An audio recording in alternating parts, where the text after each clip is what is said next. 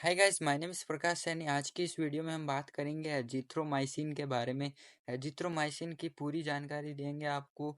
इसके मेडिसिन है, इसका उपयोग कब करें, हम कितनी लें, हम बच्चों के लिए कितनी दें, खाना खाने से पहले ले या फिर ले, क्या साइड इफ़ेक्ट्स हो सकते हैं, क्या सावधानियां रखनी चाहिए, पूरी डिटेल के बारे में बात करेंगे। डोसेस के बारे में बात करेंगे। ओके, कौन सी वर्ग में आती है वो भी देखेंगे।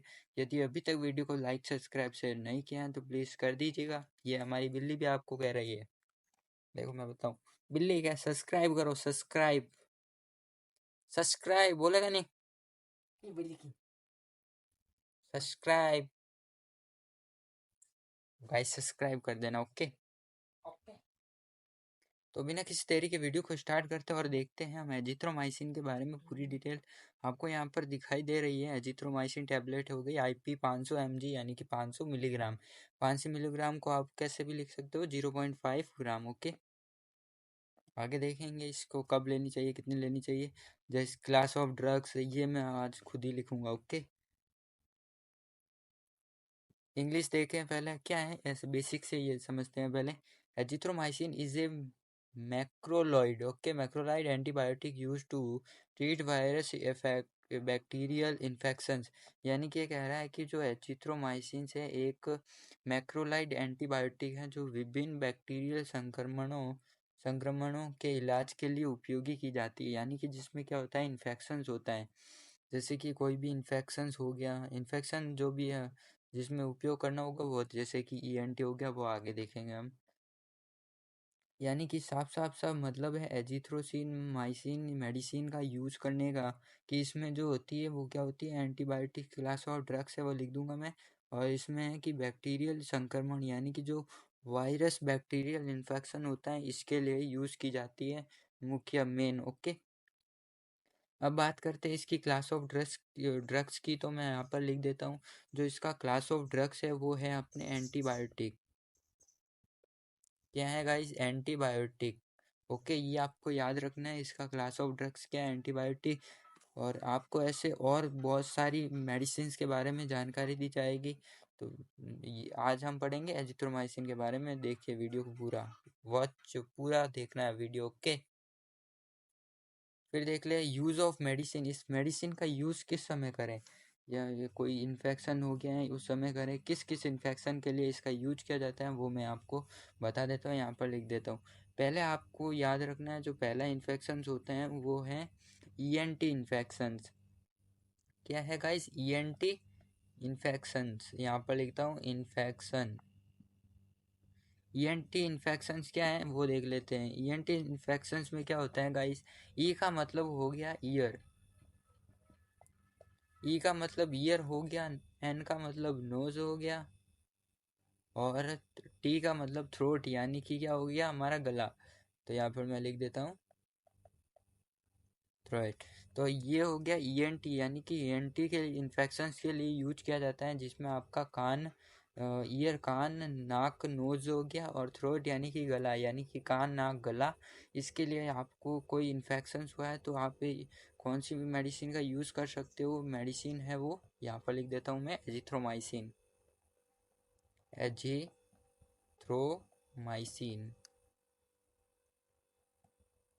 ये आपको गाइज याद रखना है। ओके, ये एग्जाम्स में भी आते हैं, आपको बताएं। दूसरा आपको याद रखना है गाइज, जो दूसरा है वो है साइनस इन्फेक्शंस। दूसरा है साइनस इन्फेक्शन। साइनस इन्फेक्शंस क्या होता है वो भी देखेंगे। साइनस इन्फेक्शंस क्या होता है, जो आपके जो स्किन है बाहर वाली, और उसके जो आपके अंदर वाला मुंह है उसमें इन्फेक्शंस हो जाते हैं, जिसे साइनस इन्फेक्शन कहा जाता है। तीसरा है guys most important STD। STD infections होते हैं, डिसीज है, रोग है। इसमें क्या होता है वो देख लेते हैं। ओके, ये गलत लिख दिया, डिसीज। अब STD इन्फेक्शंस पे क्या होता है वो देख लेते हैं। इसकी पूरी फॉर्म है, वो फुल फॉर्म है, वो है सेक्सुअली इवेंट, सेक्सुअली ट्रांसमिटेड, आगे क्या है डी यानी कि डिसीजेज। ओके, इसमें इसका उपयोग किया जाता है एसटीडी डिसीजेस के लिए। किसका उपयोग किया जाता है? एजिथ्रोमाइसिन मेडिसिन का यूज़ किया जाता है। चौथा है गाइस अपने पास निमोनिया। यदि आपको निमोनिया हो रखा है, क्या हो रखा है गाइस? निमोनिया। निमोनिया के लिए भी इस मेडिसिन का यूज किया जाता है। मैंने आपको निमोनिया के बारे में पूरी डिटेल में बताया था, जिसमें क्या होता है, जो हमारे लंग्स होते हैं, लंग्स की एल्वियोली में पानी क्या होता है, इकट्ठा हो जाता है। ये कंडीशन है निमोनिया की। फिर देखते हैं पांचवा। पांचवा जो है उसमें आता है गाइस हमारे रिस्पायरेटरी। कौन सा है गाइस? रिस्पायरेटरी ट्रैक्ट इन्फेक्शन, यानी कि जो आपके श्वसन संबंधी होते हैं उनका जो इन्फेक्शन होगा उसके उसके जो उपयोग किया जाएगा उसमें क्या किया जाएगा? एजिथ्रोमाइसिन मेडिसिन का यूज किया जाएगा इन्फेक्शन में। और होता है गाइस, और क्या है? और है यदि आपके स्किन पे एंड स्किन और सॉफ्ट टिश्यू, यदि आपकी स्किन और सॉफ्ट टिश्यूज़ में इन्फेक्शंस हो रखा है तो आप इस मेडिसिन का यूज़ कर सकते हो। कितनी लेनी है वो आगे देखेंगे। टिश्यूज़ का क्या सॉफ्ट टिश्यू इन्फेक्शन में। ओके गाइस, फिर है गाइस सातवां है जो है अपने पास,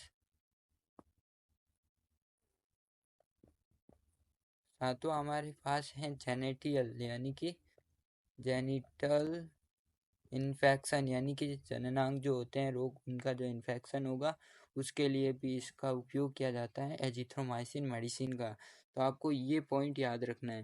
पहला है ईएनटी इन्फेक्शन, दूसरा है हमारे पास साइनस इन्फेक्शन, एसआईटी डिसीजेस हो गया, निमोनिया हो गया, रिस्पायरेटरी ट्रैक्ट इन्फेक्शन हो गया skin and soft tissue infections में, और जेनेटियल इन्फेक्शन में। ओके गाइस, अब देखते हैं इसकी डोज। यानी कि आपको ये तो यूज़ है, यदि आपको ये हो रखा है इन्फेक्शन तो आप एजिथ्रोमाइसिन की मेडिसिन का यूज़ कर सकते हो डॉक्टर को पूछ के। ओके, फिर है डोज की बात करें तो चिल्ड्रन में देखते हैं, एडल्ट्स और ओल्डर। एडल्ट्स में किस प्रकार डोज लेनी चाहिए, कितनी लेनी चाहिए वो देखते हैं हम। पहले गाइस बात करते हैं चिल्ड्रन की। एक minute guys,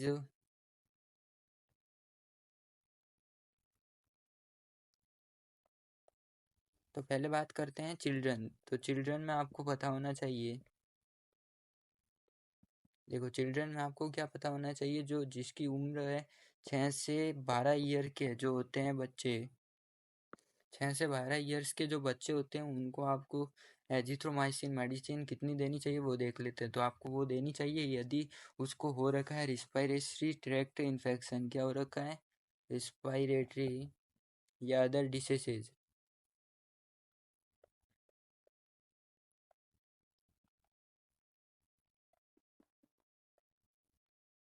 infection. Okay guys, यानी कि यदि किसी बच्चे को, यानी कि चिल्ड्रन को जो 6 से 12 ईयर्स का है और उसको रिस्पायरेटरी ट्रैक्ट इन्फेक्शन, यानी कि जो सांस लेने में प्रॉब्लम्स होती हैं उसका एक इन्फेक्शन होता है, यदि वो हो रखा है तो आपको उसको एजिथ्रोमाइसिन जो 500 mg होती है उसमें से आपको कितनी देनी है, उसको देनी है पहले डोज में आपको लगभग 10 से 15 मिलीग्राम। ओके गाइस, और यदि उसको कोई स्किन प्रॉब्लम्स है, सॉफ्ट टिश्यू प्रॉब्लम्स है, तो आप उसकी कंडीशन में थोड़ी बढ़ाकर दे सकते हो 20 से 40 मिलीग्राम तक। Okay, milligram. ओके, यानी कि इतनी डोज देनी है कितने दिनों में? 3 से लगभग आपको पहले 3 से 5 दिनों में उसको देख देनी है। यदि वो ठीक नहीं होता है और इन्फेक्शन फैलता है तो उसको आगे कोई दूसरी मेडिसिन दी जाती है। तो पहले ये इसको लिख देते हैं कितने, 3 से 5 दिन के भीतर। तो 3 से 5 दिन की डेज की जो डोज होती है, 3 से 5 डेज की डोज होगी ये। ओके, 3 से 5 दिन की डोज होगी। फिर गाइस हम बात करते हैं दूसरा, यदि कोई बच्चा, यानी कि इसमें ही देख लेते हैं, यदि कोई चिल्ड्रन 2 ईयर से 5 ईयर्स का है तो उसको क्या करना है, बहुत कम मात्रा में एजिथ्रोमाइसिन का सेवन कराना चाहिए, क्योंकि इसके ज़्यादा साइड इफ़ेक्ट्स भी हो सकते हैं, और डॉक्टर से सलाह तो ज़रूर लेनी चाहिए। तो आपको पहले, ये केवल मेडिकल स्टूडेंट्स के लिए, ओके। तो यहाँ पर मैं लिखता हूँ कि लगभग आपको 5 से 10 मिलीग्राम तक, और यदि वो स्किन वाला हो रखा है रोग, यानी कि स्किन और सॉफ्ट टिश्यू में, तो आपको उसको देनी है 10 से 15 मिलीग्राम। ये आपको पता होना चाहिए गाइस। इतना आपको पता चल गया गाइस। अब हम देखेंगे एडल्ट्स के बारे में, जिसकी उम्र 18 ईयर्स से कितने ईयर्स की होती है। जो 64 ईयर्स के एडल्ट्स होते हैं उनमें आप कितनी दे सकते हो वो देखते हैं। यहाँ पर मैं लिखता हूँ तीसरा, एडल्ट्स जिसकी उम्र कितनी है, 18 ईयर्स से 64 ईयर्स के भीतर। तो इसमें आपको क्या करना है, इसमें आपको यदि पहला डिसीजेस हो रखा है, यदि थ्रोट, यानी कि हम कह सकते हैं कौन सा, इन रिस्पायरेटरी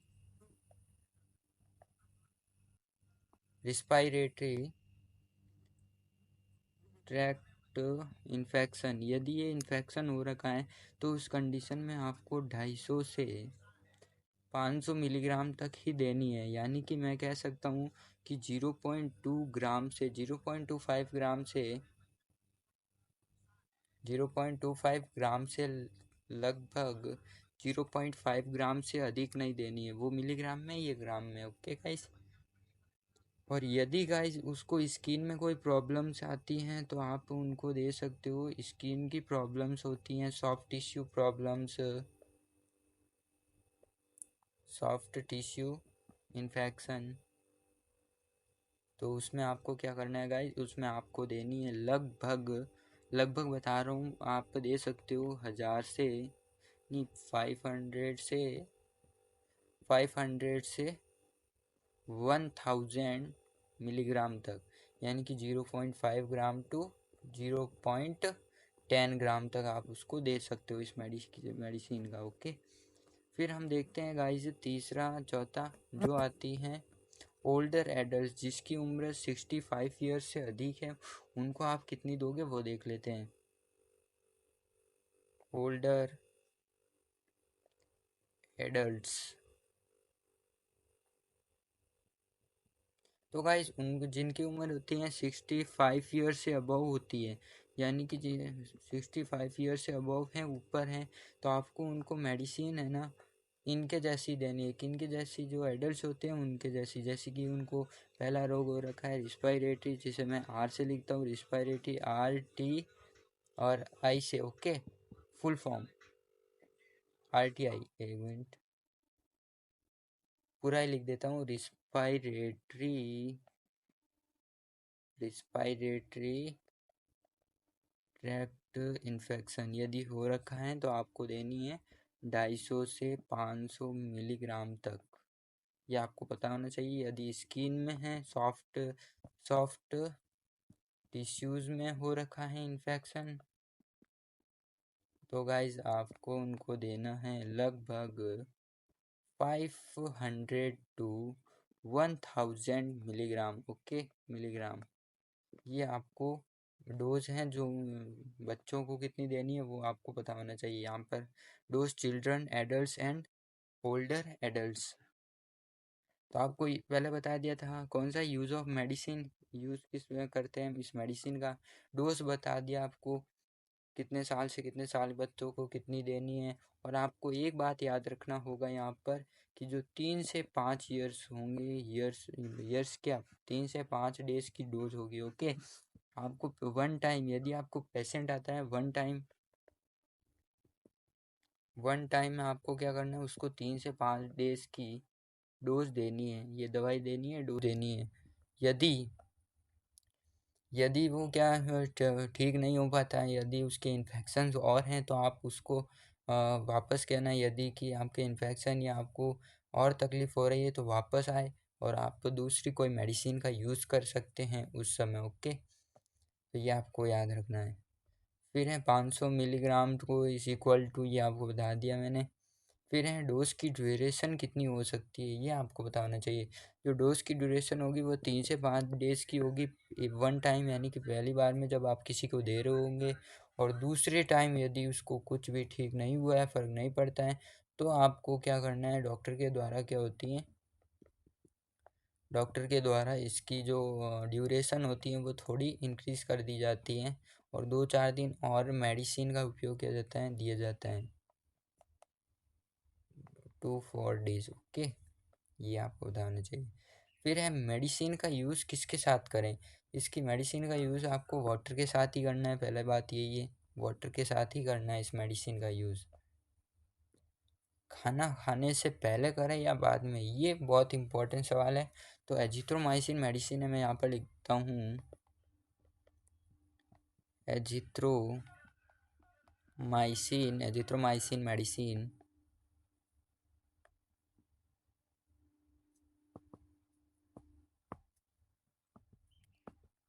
मेडिसिन ओके। तो आपको क्या करना है, एक मिनट गाइस।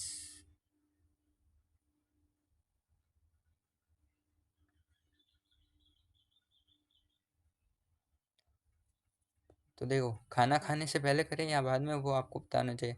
जो एजिथ्रोमाइसिन मेडिसिन है उसको आपको खाना खाने से पहले करना होगा, यानी कि भूखे पेट करना होगा। ओके, जो आपको पेट होना खाली होना चाहिए।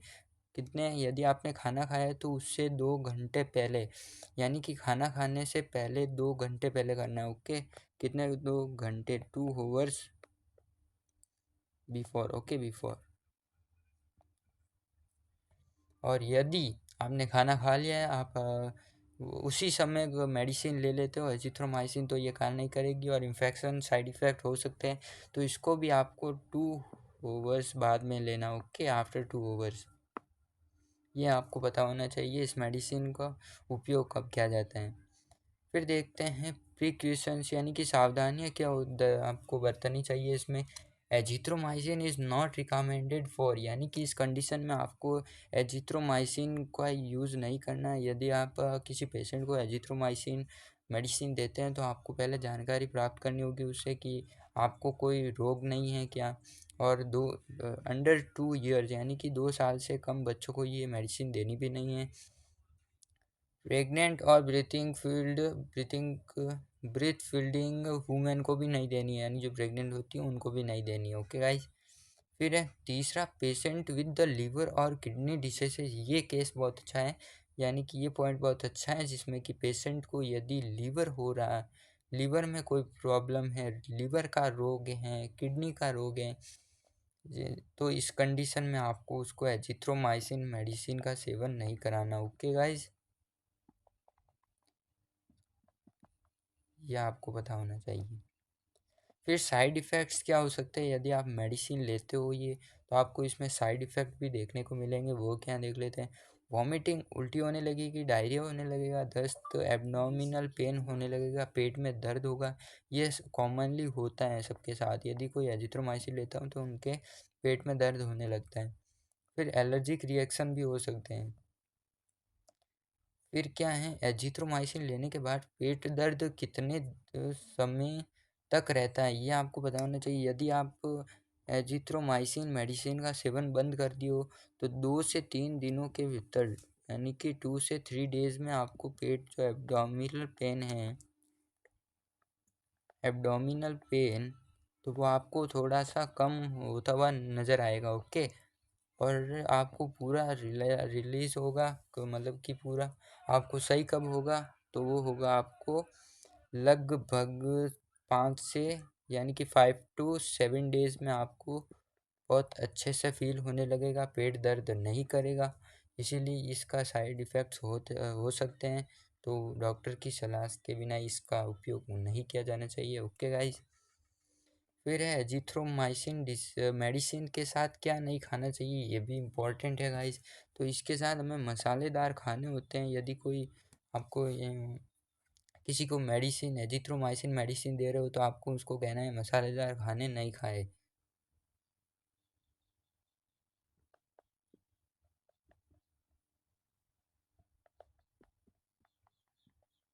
ये आपको पता होना चाहिए। Okay guys.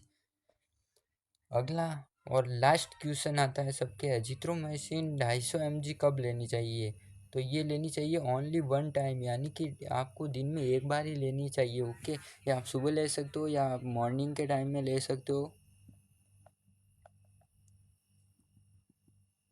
आप मॉर्निंग के समय मॉर्निंग के टाइम ले सकते हो और आप शाम को भी ले सकते हो, यानी कि ओके गाइस, एजिथ्रोमाइसिन यानी कि इवनिंग को भी आप ले सकते हो, लेकिन एक बार लेना है वन टाइम्स, यानी कि वंस, ओनली वन टाइम। दो बार नहीं लेना है इसका उपयोग। 250 mg जो होती है उसका उपयोग दो बार नहीं किया जाना चाहिए।